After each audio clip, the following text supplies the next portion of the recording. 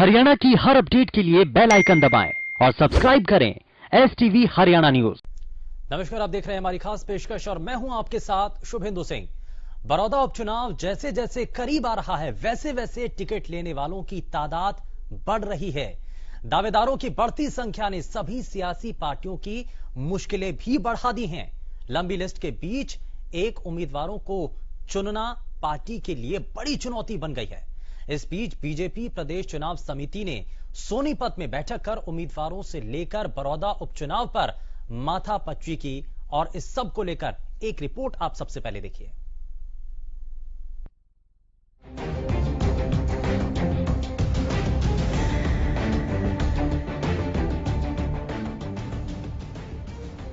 बड़ौदा उपचुनाव पर टिकट के लिए सियासी पार्टियों में घमासान छिड़ गया है। सभी पार्टियों में दावेदारों की बढ़ती संख्या उनकी मुश्किलें बढ़ा रही है और यही वजह है कि अभी तक किसी पार्टी की ओर से बड़ौदा में उम्मीदवार का ऐलान नहीं किया गया है। लेकिन इससे पहले जीत की दावेदारी सभी पार्टियों की ओर से जारी है।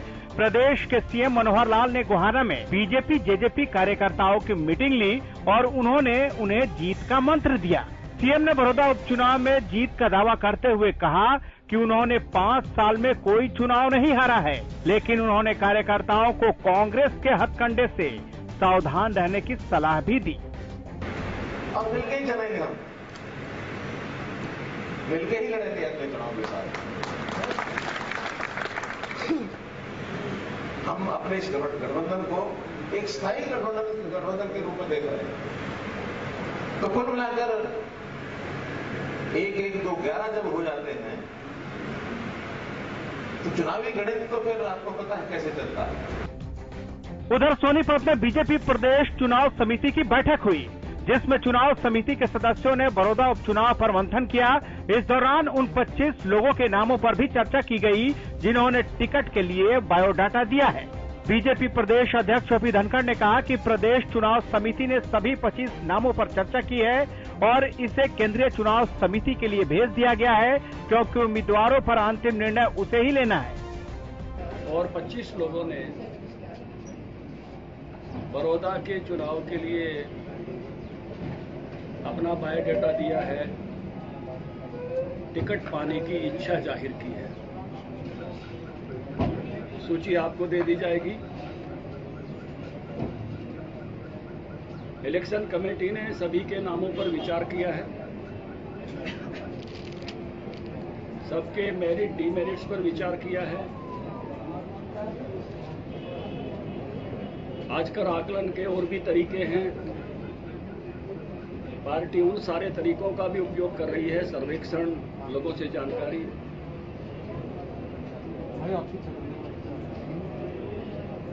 और उसी आधार पर इन सभी के नामों की एक फीडबैक आज मिल गया है।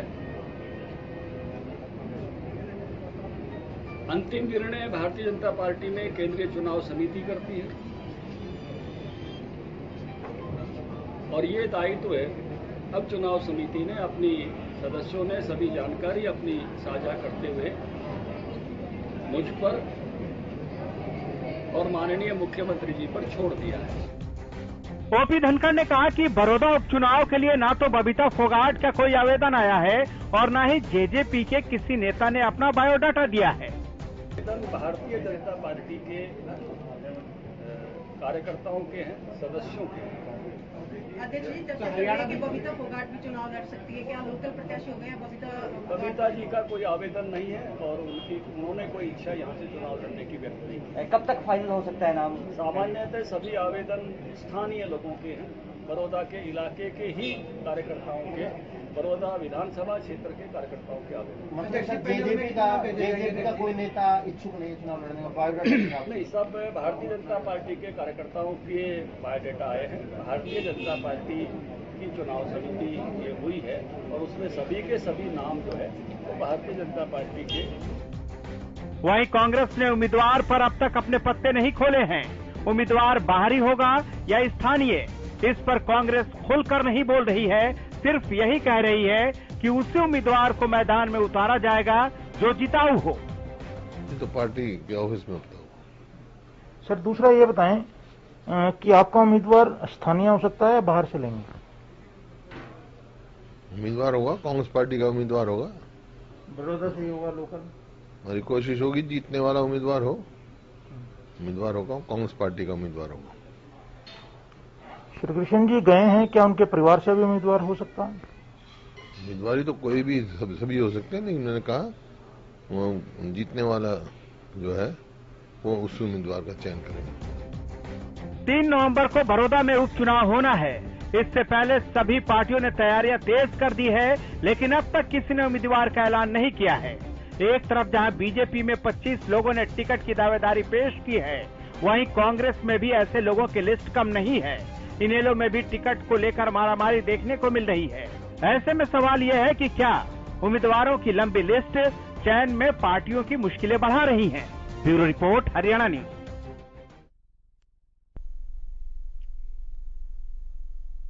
तो राजनीतिक दलों के लिए बड़ौदा के अंदर अब दावेदारी को लेकर के जो उम्मीदवार सामने हैं, जो दावेदारी बार बार पेश कर रहे हैं, वो एक बड़ी टेंशन बन चुके हैं।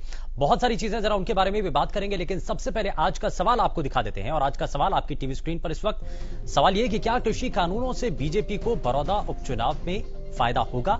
यदि आपको लगता है वाकई में ऐसा होने जा रहा है तो यस के हाँ के लिए यस टाइप कीजिए और ना के लिए आपको नो टाइप करना है और जल्दी से आपको हमें भेज देना है।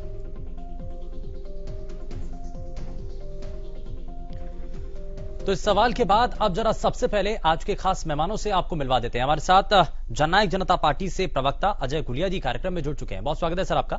कांग्रेस पार्टी से प्रवक्ता सुमित गौड़ जी हमारे साथ कार्यक्रम में है। सुमित जी बहुत स्वागत है आपका। और इंडियन नेशनल लोकदल से प्रवक्ता सुखबीर तंवर जी हमारे साथ कार्यक्रम में जुड़ चुके हैं। सुखबीर जी बहुत स्वागत है आपका कार्यक्रम में। सर सबसे पहले मैं अजय गुलिया जी आपसे ही पूछना चाह रहा हूं कि लगातार ये कहा जा रहा है कि गठबंधन में चुनाव लड़ा जाएगा। इसको लेकर के बीजेपी पहले से ही साफ कर चुकी है कि कैंडिडेट जो होगा वो अब भारतीय जनता पार्टी की तरफ से होगा, लेकिन अब ये कहा जा रहा है कि सिंबल बीजेपी का होगा और गठबंधन में चुनाव लड़ा जाएगा। जरा इसका मतलब क्या है वो थोड़ा सा बता दीजिए आप। नहीं शुभेंदु भाई, इसमें तो कोई किंतु परंतु रह नहीं गया है ना कि देखिए हम दोनों गठबंधन में जननायक जनता पार्टी और भारतीय जनता पार्टी गठबंधन के अंदर हरियाणा प्रदेश की सरकार चला रहे। तो ये हमारी मीटिंग के अंदर ये डिसाइड हुआ कि भारतीय जनता पार्टी के सिंबल पर चुनाव लड़ा जाएगा और दोनों पार्टियों में से जो भी ये लगता होगा कि बेहतर तरीके से बड़ौदा के लोगों की सेवा कर सकता है, और सबसे बड़ी बात देखिए चुनाव में जो मजबूत कैंडिडेट, जिताऊ कैंडिडेट वो होगा, तो उसको party symbol Bharatiya Janata party का होगा। और वो कैंडिडेट दोनों पार्टियों में से कोई भी हो सकता है, जो मजबूत भी हो और दोनों पार्टियों को ये लगे कि ये बेहतर सेवा, अपनी बेहतर सेवाएं बड़ौदा हल्के को दे सकता है, ऐसा कैंडिडेट बीच में आएगा। ठीक है, यानी कि दोनों राजनीतिक दलों से कोई भी चेहरा लिया जा सकता है, ये आप कहना चाह रहे हैं, लेकिन सिंबल बीजेपी का होगा। तो इसको लेकर के जो अभी तक 25 नामों की जो लिस्ट है दावेदारों की, वो बीजेपी उसको लेकर के चर्चा कर रही है। हालांकि आज ये जरूर साझा किया गया कि उसमें जननायक जनता पार्टी का कोई उसमें दावेदारी किसी ने पेश नहीं की है। तो ये माना जाए कि हाँ नहीं, देखिए शुभेंदु भाई, ये स्पष्ट था कि भारतीय जनता पार्टी ने अपने कार्यकर्ताओं से अपने जो इच्छुक उम्मीदवार थे उनका आवेदन मांगा। इसके अंदर कहीं भी ये नहीं था कि जननायक जनता पार्टी के भी इच्छुक उम्मीदवार अपना आवेदन दे। अब आज ये बात सामने आई है कि बीजेपी का सिंबल होगा और चुनाव कोई भी किसी भी पार्टी का कार्यकर्ता चुनाव लड़ सकता है। तो जरूर हमारी तरफ से भी जो पार्टी निर्णय करेंगी कि कौन नाम हो सकते हैं, क्या हो सकते हैं, आगे के दौर की मंत्रणाओं में सारी बातें होकर के कैंडिडेट का नाम डिक्लेयर होगा। ठीक है, यानी कि बीजेपी जो है वो अपना प्रोसेस इसी तरीके से चलाएगी और जननायक जनता पार्टी भी अपने जो कैंडिडेट्स हैं या फिर जो उम्मीदवार हैं उनके नामों की लिस्ट आपकी तरफ से भी कोशिश ऐसे ही की जाएगी, नाम लिए जाएंगे। बिल्कुल बिल्कुल। अच्छा, इसमें क्राइटेरिया क्या होगा सर? इसमें जिताऊ उम्मीदवार पहली प्राथमिकता यही होगी या बीजेपी का चेहरा हो ये प्राथमिकता होगी? बाहर से कैंडिडेट उतारा जाएगा ये उसमें देखा जाएगा, या और क्या इसमें मेन जो पॉइंट होंगे वो देखे जाएंगे सर?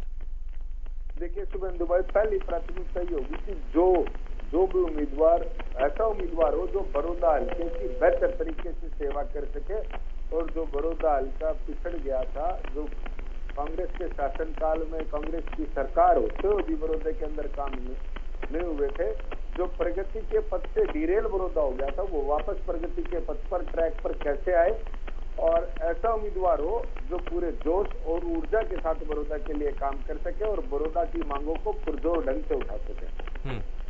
ठीक है, आपको लगता है कि ये अब सरकार बनने के बाद पहली बड़ी परीक्षा है? देखिए, परीक्षाएं होती रहती हैं और चुनाव तो किसी भी राजनीतिक दल के लिए, ना सिर्फ सरकार के लिए, किसी भी राजनीतिक दल के लिए एक परीक्षा होती है। हम इस परीक्षा के लिए पूर्ण रूप से तैयार है और मेरा ये मानना है कि जीत बड़ौदा हल्के की जनता की होगी। जनता अपना सही नुमाइंदा चुन करके और सरकार में अपनी भागीदारी सुनिश्चित करेगी। ठीक है, सुमित गौड़ जी, ये सरकार के लिए एक बड़ी चुनौती है और उसी हिसाब से आपके लिए भी एक ऐसा दौर है जहां पर आपको अपनी सीट को बचाए रखना है। बीजेपी जेजेपी गठबंधन मिलकर के इस चुनाव को लड़ रहा है। इस उपचुनाव में अपने कैंडिडेट को मैदान में उतारेगा, रणनीति तैयार हो चुकी है। कांग्रेस पार्टी की क्या नीति है? शिवेंदु जी, मैं आपके चैनल के माध्यम से बता देना चाहता हूं कि अब तक कांग्रेस पार्टी के पास सर्वाधिक दावेदारों ने अप्लाई किया है। लगभग 28 आवेदन अब तक आ चुके हैं और उसके अलावा जैसे कि आप सभी को पता है कि बड़ौदा चुनाव लगातार पिछले 3 बार से, आप चाहे 2009 की बात कर लें, चाहे 2014 की बात कर लें, चाहे 2019 की बात कर लें, गुलिया जी आता हूं, लगातार कांग्रेस पार्टी ही वहां से चुनाव जीतती हुई आई है। और वो ये सरासर इस बात का परिणाम है और परिणाम भी है कि अगर कांग्रेस के टाइम में बड़ौदा में विकास कार्य कांग्रेस पार्टी सरकार ने नहीं किए होते तो लगातार 3-3 बार बड़ौदा के जो जनवासी हैं वो कांग्रेस पार्टी को, उनके उम्मीदवार को अपना समर्थन, अपना प्यार, अपना आशीर्वाद नहीं देते। तो यानी कि आपका ये कहना है कि आपने इलाके में विकास किया और इसी आधार पर आपको जनता चुनेगी, आपका ये मानना है। लेकिन ये आरोप लगाए जा रहे हैं कि बड़ौदा तो विकास से डिरेल हो चुका था, विकास वहां पर हुआ ही नहीं और इसीलिए अब जो काम किए जाएंगे, जो रास्ता तैयार किया जा रहा है, जो दिखाया जा रहा है विकास का मॉडल, बड़ौदा में विकास का जो रास्ता है वो कैसे पूरा किया जाएगा, सरकार इसके लिए प्रयासरत बताई रही है। तो आपको लगता है कि ये जो एजेंडा है या ये जो तस्वीर दिखाई जा रही है सही है? शिवेंदु जी, मैं इनकी इस बात को सरासर एक सिरे से नकारता हूं, खारिज करता हूं। आज आप देखिए, अगर कांग्रेस पार्टी को इस सीट को लेके तनिक सा भी संदेह होता, संकोच होता, तो वो भी कुछ सोचते, गठबंधन की सोचते, कुछ और सोचते। अब बीजेपी जेजेपी ने गठबंधन कर लिया और जो क्षेत्रीय पार्टी बची है इन्हें बोलो उनसे भी गठबंधन कर लें। लेकिन आज हरियाणा के जन ने, हरियाणा के किसान भाइयों ने, हरियाणा के बेरोजगार युवाओं ने और बड़ौदा के क्षेत्रवासियों ने एक बार फिर से मन बना लिया है इस बीजेपी सरकार को ना के। चलिए, वो तो जनता तय करेगी, जनता तय करेगी। गुलिया साहब कुछ कहना चाह रहे हैं, मैं उसके बाद सुखबीर जी आपके पास आता हूं। गुलिया जी, जनता ने तय कर दिया। हाँ, ठीक है, ठीक है, ठीक है, गुलिया जी।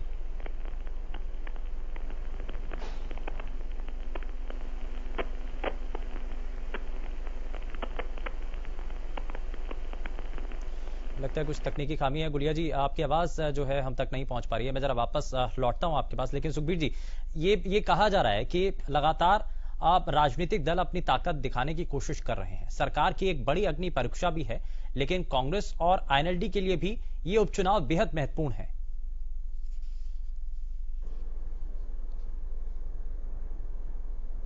शुभेंदु जी, किसी भी राजनीतिक दल के लिए कोई भी चुनाव हमेशा महत्वपूर्ण होता है। इस चुनाव की बात नहीं है, हर चुनाव महत्वपूर्ण है।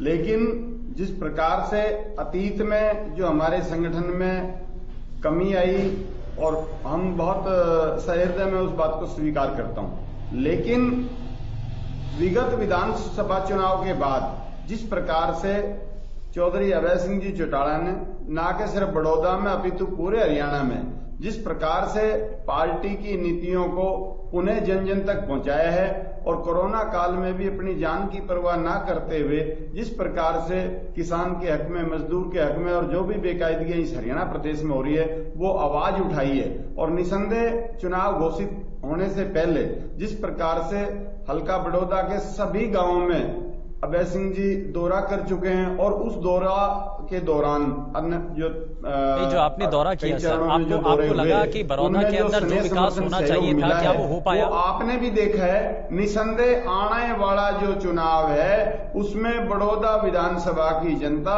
इंडियन नेशनल लोकदल के प्रत्याशी को जिताने का मन बना चुकी है। अतीत में भी आप जब बड़ौदा पहुंचे, आपको लगा कि जो विकास बड़ौदा की जनता के लिए होना चाहिए था, इलाके में जो काम होना चाहिए था, क्या वो हो पाया है? आपको नजर आया?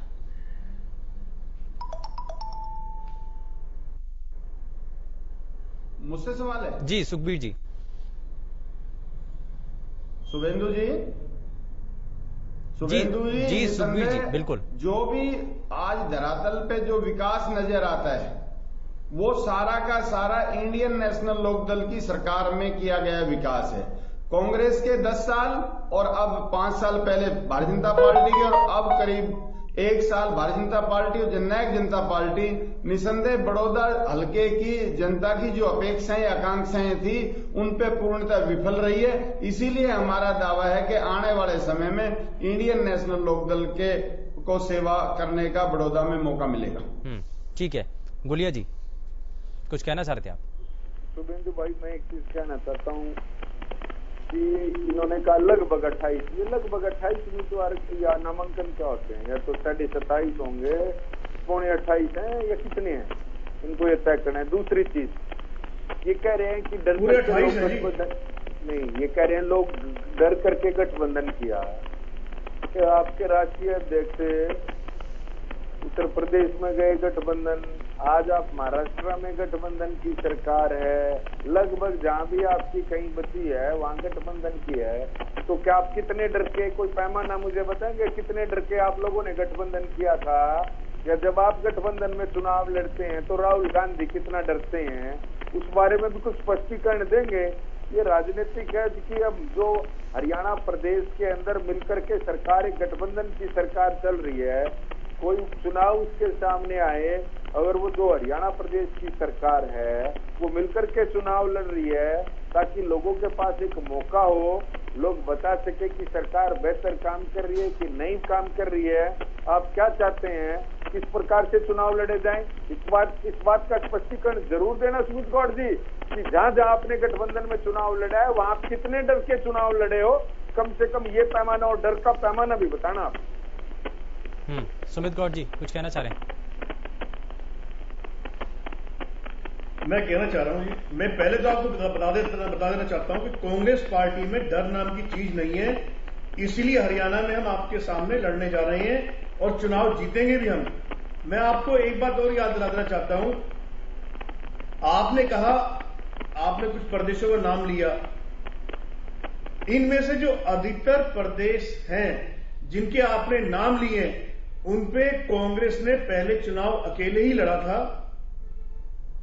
बाद में तो गुलिया जी यही तो कह रहे हैं कि आपने क्या दबाव में आकर के आपने गठबंधन किया क्या? वो यही तो कह रहे हैं, जनहित में लिए गए फैसले हमने दबाव में कहीं हम ये तो ऑलरेडी इनकी तो हरियाणा। अच्छा ठीक है सर, ठीक है, मैं जरा उस पर नहीं जाना चाह रहा, मैं जरा पॉइंट पर ही आता हूं वापस। ठीक है, आप ये कह रहे हैं कि 28 अभी तक नाम सामने आए हैं जो टिकट मांग रहे हैं, तो आपको लगता है कि जितने ज्यादा नाम होंगे, जितनी बड़ी लिस्ट होगी, उतनी ज्यादा परेशानी और उतनी बड़ी चुनौती होगी? क्योंकि जिन लोगों को जो दावेदारी अपनी पेश कर रहे हैं, बड़े नाम हैं, अगर उनको टिकट नहीं मिलता है तो उसके बाद वो बगावत के सुर भी दिखा सकते हैं और अब मुश्किल खड़ी कर सकते हैं पार्टी के लिए। देखिए, सबसे पहली बात तो सबसे ज्यादा नामांकन कांग्रेस के पास आए तो ये वाकई में एक उत्साह की बात है, पार्टी के लिए भी, पार्टी के कार्यकर्ताओं के लिए भी और पार्टी के प्रत्याशी होने वाले प्रत्याशी के लिए भी। और कोई भी प्रत्याशी, जहां तक हमारा मानना है, पार्टी का मानना है, ये सभी कांग्रेस पार्टी के निष्ठावान। ठीक है, गुलिया जी कुछ कहना चाह रहे थे, आपको क्या लगता है जितनी लंबी जो फेरिस्त होगी दावेदारों की, उतना ज्यादा बड़ी चुनौती हो जाएगी उनको संभालना, उनको रखना साथ में? शुभेंदु भाई, मैं तो ये मान करके भी चल रहा हूँ कि इनको शायद पता नहीं अब ये कौन सी कांग्रेस से आते हैं। अब ये बहन शैलजा जी के पास 28 नाम आए हैं, भूपेंद्र हुड्डा के पास कितने आए होंगे, रणदीप सिंह सुरजेवाला जी के पास कितने आए होंगे, इन बातों का तो मुझे पता नहीं। लेकिन ये जरूर मैं कहना चाहूंगा, जिस प्रकार का कांग्रेस का आज का माहौल है ना, चुनाव के बीच में ही तो फुटबॉल इनकी हो लेगी। आप देख लेना, ये कोई मेरे कहने की बात नहीं है। जिस प्रकार से माननीय महामहिम के पास ये लोग ज्ञापन देने गए थे, वहां पर भी तू तड़ाक और एक दूसरे को बीच लोगों को बीच बचाव करना पड़ा था इनके सही नेतृत्व के बीच में। तो आने दो भी चुनाव। कांग्रेस तो चुनाव बाद में लड़ेगी, पहले आपसी लड़ाई इनकी चालू हो जाएगी। चुनाव तो लड़ना दूर की बात है, वो तो एक सेकेंडरी इशू हो जाएगा। नहीं, इसमें एक चीज तो गुलिया जी ये भी है, सुमित गौड़ ये कह रहे हैं कि हमने इलाके में जो काम किया उसने जनता ने उस पर मोहर लगाई, भरोसा किया और इसीलिए तो बार बार हमें जिताया है। नहीं देखिए शुभेंदु भाई, मैं एक चीज मान करके चलता हूँ कि चुनाव के अंदर बहुत सारे समीकरण होते हैं। ये चुनाव जरूर वहां जीते हैं, फिर आज तो नहीं कैंडिडेट का नाम डिक्लेयर कर देते अभी तक। अगर इतने इनको विश्वस्त हैं, ये आश्वस्त हैं, इनको ये विश्वास है कि बड़ौदा हल्का इनको चुनाव में जिताने वाला है, तो क्यों नहीं इनका कैंडिडेट अभी तक बीच में आ गया।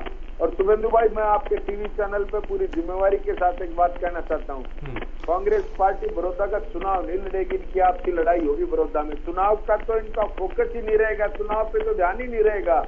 इनकी आपसी लड़ाई अगर निमट जाए इस चुनाव में तो वो बहुत बड़ी बात होगी। यहाँ से कांग्रेस की पतन की शुरुआत होगी। जब ये चुनाव होगा तो इनको आपस में पता लग जाएगा कि कौन क्या कर रहा है और कौन नहीं कर रहा है। चुनाव के बीच में एक दूसरे के ऊपर आरोप लगाएंगे, आप देख लेना। नहीं तो ये तो गठबंधन के लिए अच्छी बात है, गठबंधन के लिए तो अच्छी बात है। नहीं, हम तो चाहते कि कोई मजबूत विपक्ष होता। और रही बात, मैं तो एक चीज कहता हूँ शुभेंदु भाई, आप अपनी टीम लेकर के बड़ौदा हल्के के अंदर जाएं, आपको पता चल जाएगा कि इन लोगों ने किस प्रकार का विकास बड़ौदा के अंदर करने का काम किया है। नहीं, हमारी टीम तो वही है सर, हमारी टीम वही है और यही देख रहे हैं कि आखिर वहां पर कितना काम हुआ है। संजय, सुमित जी कुछ कहना चाह रहे हैं, मैं उसके बाद सुखबीर जी से रिएक्शन लेता हूँ। बिल्कुल कहना चाह रहा हूं जी, मैं अपने साथी प्रवक्ता को बता देना चाहता हूं कि कांग्रेस पार्टी के सभी शीर्ष नेता एक साथ हैं। इनकी तरह नहीं है। जेजेपी और इनेलो का प्रेम और आपस में एक दूसरे के लिए रिस्पेक्ट इस देश प्रदेश में किसी से छुपी नहीं है। क्या इन्होंने घर में किया है वो किसी से छुपा नहीं है, तो ये तो ऐसी बातें करें ही ना। और कांग्रेस, फिर कह रहा हूं, कांग्रेस पार्टी के सभी नेता एक मंच पे एक साथ हैं, एक सुर में वोट मांगेंगे और एक साथ पार्टी के प्रत्याशी जिता के बाहर निकलेंगे। और एक बात और कहना चाहता हूं बीजेपी के प्रवक्ता साथी को, वाले लोग हैं, एक छोटी सी कैलकुलेशन है। आज जब सब बैठे हैं, आपकी डिबेट में बैठे हैं न्यूज में, एक पूरा हरियाणा जानता है एक कैलकुलेशन के 2019 के चुनाव से पहले बीजेपी ने नारा दिया था 75 पार। उस समय और आगे वेंटिलेटर पर, उस समय भी इनके नारों में, इनके जुमलों में, इनके प्रलोभन में फंसे होने के बावजूद भी बड़ौदा की जो सीट थी 4680 वोटों से कांग्रेस पार्टी के प्रत्याशी स्वर्गीय श्री कृष्ण हुड्डा जी ने जीती थी। लेकिन नहीं सर, अगर आप इसी को आधार मान रहे हैं ना, तो आपकी बहुत बड़ी हार हुई थी पूरे प्रदेश में। अगर आप इसी बात को आधार मान रहे हैं। नहीं, हम आधार मान रहे हैं हम आधार मान रहे हैं 5-6 चीजों को। बीजेपी से त्रस्त सभी व्यापारी, सभी वर्ग, किसान भाई, युवा वर्ग इस समय खाली बड़ौदा नहीं, पूरे देश प्रदेश का वोटर। वो तो सर पूरी दुनिया की स्थिति आज ऐसी है ना, वो तो पूरी दुनिया की स्थिति ऐसी है। ये सिर्फ किसी एक राज्य या किसी देश की बात नहीं है। नहीं जी, हमारे हरियाणा की तो हिली पड़ी है। हरियाणा की और देश के तो बुरे हाल है, क्योंकि बीजेपी ने कुछ भी नहीं संभाल पाए हैं। ये ना इनसे कोरोना संभला, ना इनसे नोटबंदी संभली, ना जीएसटी, ना क्राइम और ना बेरोजगारी। नहीं तो जब कांग्रेस को समय दिया था, जब कांग्रेस को समय दिया गया था, तो क्या कांग्रेस ने संभाला उस वक्त देश को? कांग्रेस ने क्या संभाला उस वक्त देश को? गुलिया साहब जल्दी से रिएक्शन में जरा, फिर उसके बाद तंवर साहब आपके पास भी आता हूं। शिवेंदु जी, हाँ, कभी भी इतने प्रोटेस्ट, इतने धरने, इतना क्राइम कभी भी कांग्रेस टाइम में नहीं हुआ। देखिए शुभेंदु भाई, मैं 2 चीजें इन्होंने कही हैं, दोनों का जवाब दूंगा। इन्होंने जो इनेलो और जननायक जनता पार्टी को लेकर के कहा, परिवार को लेकर के कहा, ये वो लोग हैं जो आंख में आंख डाल करके झूठ बोलते हैं। इनसे कोई पूछे वरुण गांधी जी का और राहुल गांधी जी का क्या रिश्ता है, आज वो दोनों अलग अलग पार्टियों में हैं कि नहीं है, तो इन्होंने अपने परिवार के साथ क्या किया था, इन्होंने अपने परिवार को आपकी तरह सड़कों पर नहीं खड़े हुए, आपकी तरह एक दूसरे के लिए अपशब्द नहीं कहा। आप अपना बौकू बंद करें ना, जब आप मैं आपके बीच में नहीं बोला मर्यादा में रहे हैं। नहीं, आपके बीच में मैं नहीं बोला था, आप तो पूरा समय दिया था। दूसरी बात, ये तो जिन नारों का जिक्र कर रहे हैं, ये मुझे ये बताएं कि महाराष्ट्र में ये शिवसेना के साथ मिलकर के चुनाव लड़े थे क्या? कोई अंदर खाने सेटिंग थी आपकी, या इस प्रकार की राजनीति करने के लिए आप लोग सदैव इस प्रकार की राजनीति करते हैं क्या? महाराष्ट्र में शिवसेना के साथ आपने मिलकर के चुनाव लड़ा था? आपने मिलकर के चुनाव। ठीक है, मैं जरा तंवर साहब से भी एक जल्दी से रिएक्शन लेता हूं। सुखबीर जी, जरा इस बारे में बताइए कि जब हाल ही के जो पहले चुनाव हुए विधानसभा के, तो उसमें अब हर राजनीतिक दल की जो स्थिति थी वो उसको अगर देखते हैं तो आईएनएलडी के लिए बहुत बड़ी यहाँ इस उपचुनाव को लेकर के चुनौती है। कैसे सभी चीजों को मैनेज कर पाएंगे? आप दावेदारी कर रहे हैं कि इस उपचुनाव के अंदर आईएनएलडी की जीत होगी, लेकिन कैसे होगी सर?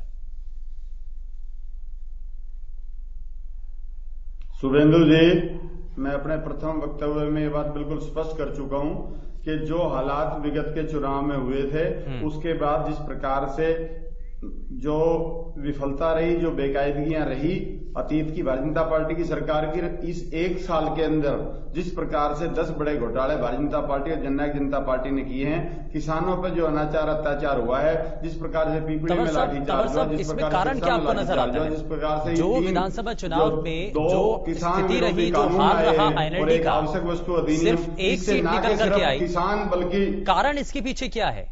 जनता ने आखिर समर्थन क्यों नहीं दिया और अब कैसे परिवर्तन हो जाएगा? शुभेंदु जी,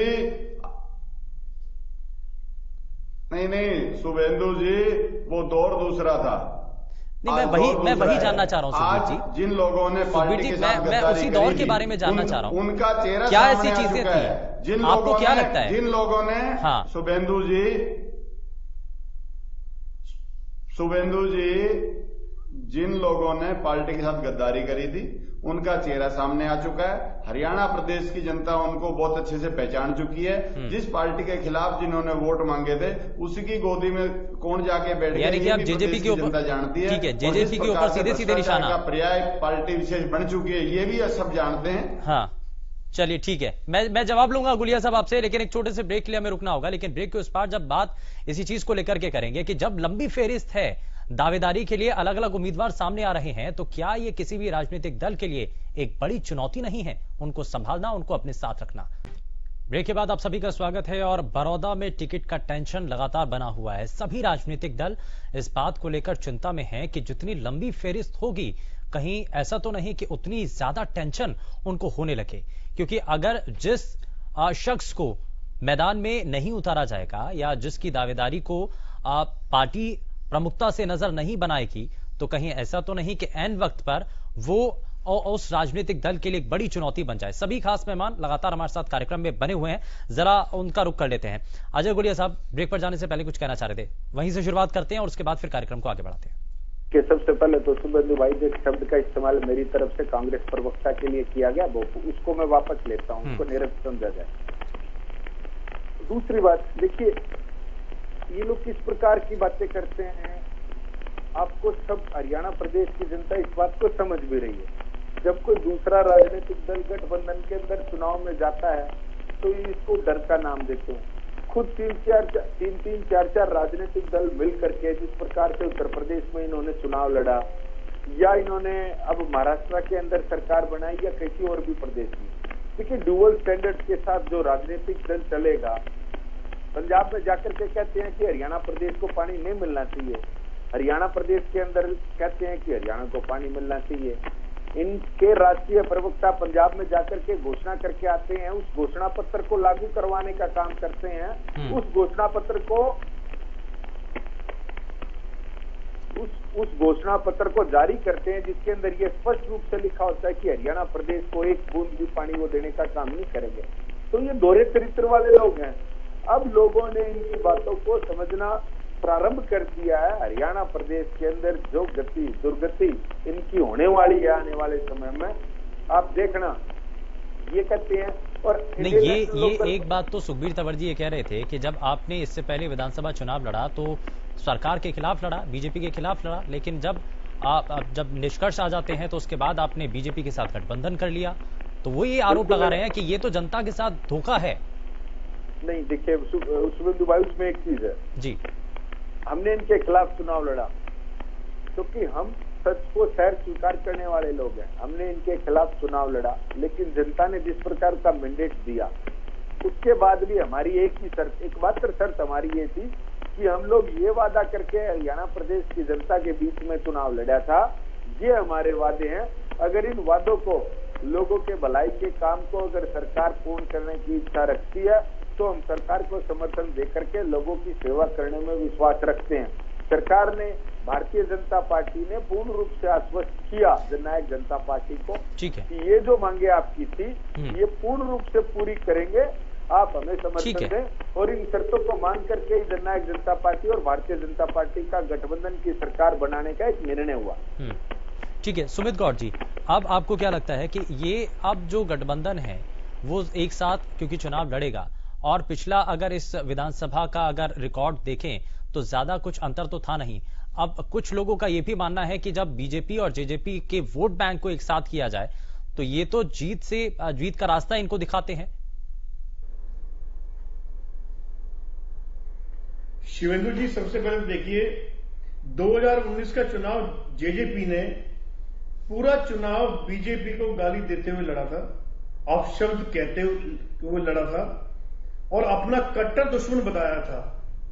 और जब समीकरण बदले तो इनके लिए वही बीजेपी भगवान हो गई, अन्नदाता हो गई। अब इनके लिए किसान अन्नदाता नहीं है, आज जेजेपी के लिए बीजेपी अन्नदाता है और बीजेपी के लिए जेजेपी अन्नदाता है और जीवनदाता है। तो देखिए ये समय का चक्कर है, लेकिन ये किसी भी तरह से किसी भी गलतफहमी, किसी भी खुशफहमी में ना रहे कि जेजेपी और बीजेपी का वोट होगा, इनका वोट बढ़ जाएगा। उसके पीछे दो कारण हैं। आप इसमें क्या, आपको क्या नजर आ रहा है कि इस उपचुनाव के अंदर मुद्दे क्या रहेंगे? क्योंकि कांग्रेस पार्टी तो लगातार किसानों के विषय को उठा रही है, इसको लेकर के राहुल गांधी भी हरियाणा दौरे पर रहे, ट्रैक्टर रैली उनके द्वारा की गई। तो क्या किसानों का ही एक विषय ज्यादा इस उपचुनाव के अंदर उठाया जाएगा या कोई दूसरा विषय? या आप बताएंगे कि बड़ौदा के अंदर आपने कितना विकास किया बीते सालों में? निश्चित रूप से शिवेंदु जी, निश्चित रूप से बड़ौदा एक ऑलमोस्ट ग्रामीण क्षेत्र है, ग्रामीण विधानसभा एक तरह से, और निश्चित रूप से किसानों के मुद्दे को भी उठाया जाएगा और उस मुद्दे को लेके, किसानों की समस्याओं को लेके, और उसके अलावा जो और भी समस्या, जो व्यापारी वर्ग हैं, युवा वर्ग है, बेरोजगार हैं, उन सब चीजों का समस्याओं को उठाया जाएगा। और कांग्रेस पार्टी आज, मैं आपको शिवेंद्र जी को ये नहीं कि मैं बीइंग कांग्रेसी हूं इसलिए आपसे कह रहा हूं, मैं खुद वहां घूमा हूं, मुझे बाकी जेजेपी उनके प्रत्याशी को पता नहीं, मैंने खुद उस बड़ौदा विधानसभा सीट पे खुद सर्वे भी किया है। देखिए वहां पर जो इस समय मैं बता रहा हूं आपको, लगभग 96-97 हजार तो पुरुष मतदाता हैं और लगभग 80,000 के करीब 79,000 80,000 महिला मतदाता हैं। आप मेरा यकीन मानना कि कुछ सर्वे हमने भी किया, हमारी पार्टी ने भी किया है, 70, मैं बीजेपी की तरफ, हम लोग जुमले नहीं बोल सकते, झूठ नहीं बोल सकते, 75 पार नहीं बोल सकते। हालांकि इन्होंने 75 पार जो उन्होंने बताया था उसमें उन्होंने कुछ यूपी की सीटें भी जोड़ ली थी। जो हमने जो सर्वे किया है 60 से 70% पुरुष और महिला आज वो कांग्रेस के लिए मन बना चुके हैं। नहीं, आपने ऐसा कौन सा विकास का काम किया है सुमित गौड़ जी कि आपको इलाके की जनता एक बार फिर से अगर आपके ऊपर मोहर लगाए, तो आपने कोई काम किया इसके लिए? क्योंकि बार बार जननायक जनता पार्टी और बीजेपी के प्रवक्ता या नेता बार बार ये कह रहे हैं कि बड़ौदा तो विकास के रास्ते से हट गया। सुखबीर तंवर जी इस बात को लेकर के बार बार सवाल उठा रहे हैं कि आपने तो कुछ किया ही नहीं, जो काम हुआ वो आईएनएलडी के दौर में हुआ। ये इनसे पूछो, ये जो 5वें नंबर पर है ये हमें बता रहे हैं काम नहीं हुआ। शिवेंदु जी, बड़ौदा की जो जनता है, आज बड़ौदा की नहीं पूरे देश की जनता, जो भी सब है, सभी लोग जागरूक हैं, पढ़े लिखे, समझदार हैं। 2009 में उन्होंने कांग्रेस को बनाया, अगर 2005 से 9 तक काम नहीं किया होता कांग्रेस पार्टी की सरकार ने, तो 2009 में कांग्रेस के प्रत्याशी को क्यों बनाते? ठीक है, फिर 2009 के ठीक है बाद सुखबीर तंवर जी, 2014 का कांग्रेस चुनाव पार्टी के प्रवक्ता ये अगर बार बार कह रहे हैं कि 2009 अगर हमने इलाके में विकास नहीं कराया होता तो हमें जनता पसंद नहीं करती, हमें चुनती नहीं। आप लेकिन ये कह रहे हैं कि कांग्रेस ने विकास नहीं किया। देखिए शुभेंदु जी, अगर कांग्रेस ने जो 10 साल का शासन रहा, पहले इनकी 67 सीट थी 2005 की अगर मैं बात करूं, उसके बाद जितनी आज भारतीय जनता पार्टी की सीट है 40, 2014 के चुनाव में इनकी सीट आई 2009 में, और 2014 में हमारे से भी बहुत नीचे चले गए। कांग्रेस की बात कर रहा हूं, ये तो वक्त और हालात की बात थी। एक षड्यंत्र था राजनीतिक कांग्रेस का इंडियन नेशनल लोकदल के खिलाफ। निसंदेह आज इंडियन नेशनल लोकदल उस षड्यंत्र से उबर चुकी है, और जिन्होंने गद्दारी करनी थी उनकी गद्दारी से उबर चुकी है, और इंडियन नेशनल लोकदल घर घर में बड़ौदा में जा चुकी है। और आने वाले समय में इन्होंने जो झूठ की राजनीति कांग्रेस ने और जो भारतीय जनता पार्टी ने, और अभी जो मेरे भाई बैठे हैं गुलिया साहब, मेरे बड़े भाई हैं, मैं तो गुलिया साहब को एक बात कहूंगा, इनके लिए तो वो बात हो रही है बेगानी शादी में अब्दुल्ला दीवाना, ना इनका कैंडिडेट है ना इनका सिंबल है, बेवजह की बात कर रहे हैं। पता ना इनके विधायक इनके पक्ष में है, कितने ही विधायक विरोधाभासी बयान दे रहे हैं, ना कि सिर्फ जननायक जनता पार्टी के अपितु भारतीय जनता पार्टी के भी अनेक विधायक जो किसानों के प्रति जो ये काले कानून लाए हैं उनके प्रति रुष्ट है। निसंदेह जो किसान बाहुल्य क्षेत्र बड़ौदा है, आने वाले समय में कांग्रेस की और भारतीय जनता पार्टी और जननायक जनता पार्टी का तो खैर विषय समाप्त हो गया इस चुनाव में, तो किसी का कोई रोल नहीं है। आने वाले समय में निसंदेह बड़ौदा की जरा जवाब ले लेते हैं, ठीक है गुलिया जी, षड्यंत्र किया गया, गद्दारी की गई, ये तो इनडायरेक्ट आरोप है। शुभेंदु भाई, एक ऐसे ऊर्जावान युवा नेता जिसको कि हरियाणा प्रदेश में तो भारतवर्ष के युवा अपने आदर्श के रूप में देखते थे, उसकी लोकप्रियता से घबरा करके उसको राजनीतिक पार्टी से निकालना और उस युवा का हरियाणा प्रदेश के युवाओं के साथ मिलकर के एक नया राजनीतिक दल का गठन करना और 9-10 महीने के अंदर सरकार में शामिल हो जाना, तो ये तो अपने आप में साबित करता है कि गद्दारी किसने करी, धोखा किसने करा, और कौन नहीं चाहता था कि एक ऐसा ऊर्जावान युवा आगे आए जो आगे चल करके हरियाणा प्रदेश के न अपितु युवाओं का बल्कि बुजुर्गों का, माताओं बहनों का, सबका सम्मान करते हुए समान विकास की सोच रखने वाला एक युवा जिसको अपने राजनीतिक दल से निकाल दिया। उसका परिणाम तो जींद चुनाव में आपने देख लिया था। और ये हमेशा लोकदल वाले एक बात कहते रहते हैं सुखबीर तंवर जी कि अपना रिकॉर्ड स्वयं तोड़ते हैं।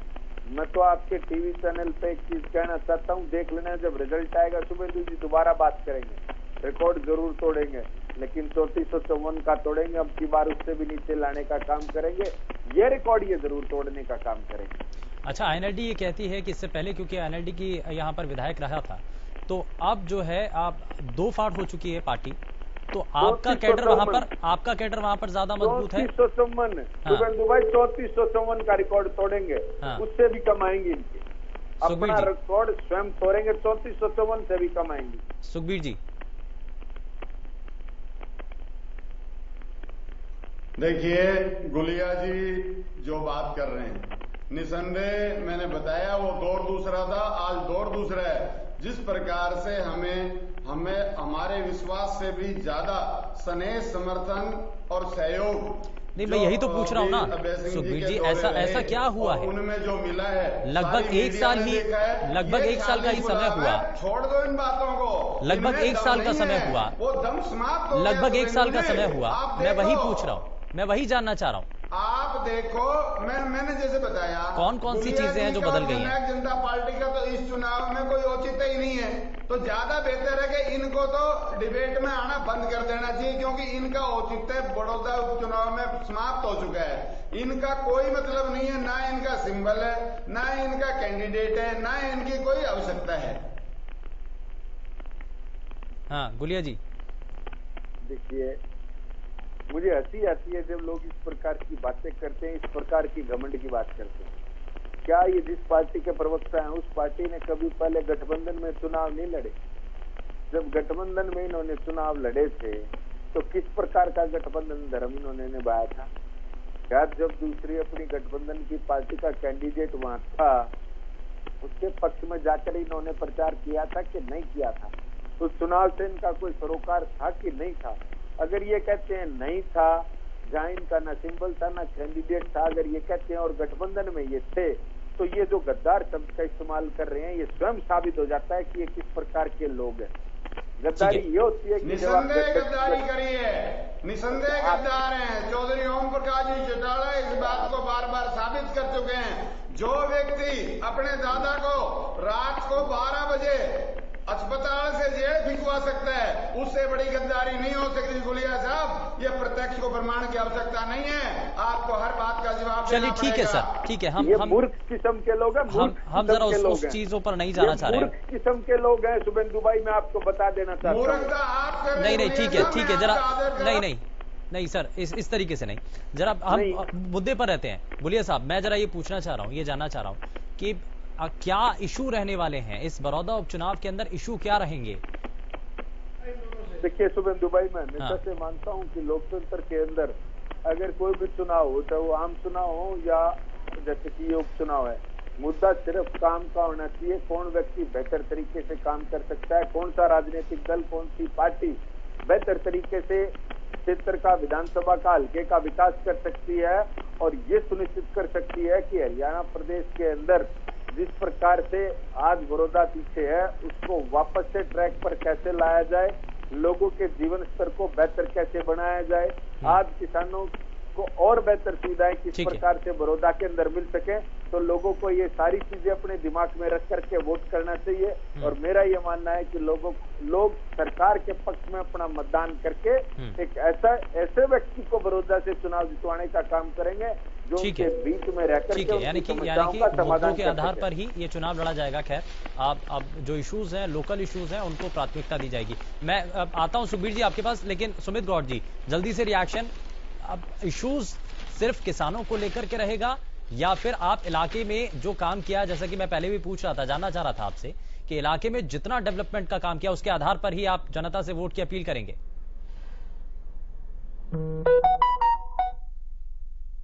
जो कांग्रेस के पिछले 10 सालों में 2005 से 14 के बीच में जो भी विकास कार्य हुए हैं, निश्चित रूप से उनको भी आगे रखेंगे। निश्चित रूप से किसानों की समस्याओं को भी आगे रखेंगे। निश्चित रूप से जो बीजेपी का जो पिछले 6 साल के जो टोटली फेल्योर्स हैं, चाहे वो बेरोजगारी को लेकर हो, चाहे वो क्राइम को लेकर हो, वो सब चीजें आगे रखेंगे। ठीक है, यानी कि सभी मुद्दों को यहाँ पर आधार बनाया जाएगा। ठीक है सुखबीर जी जरा जल्दी से रिएक्शन। बिल्कुल,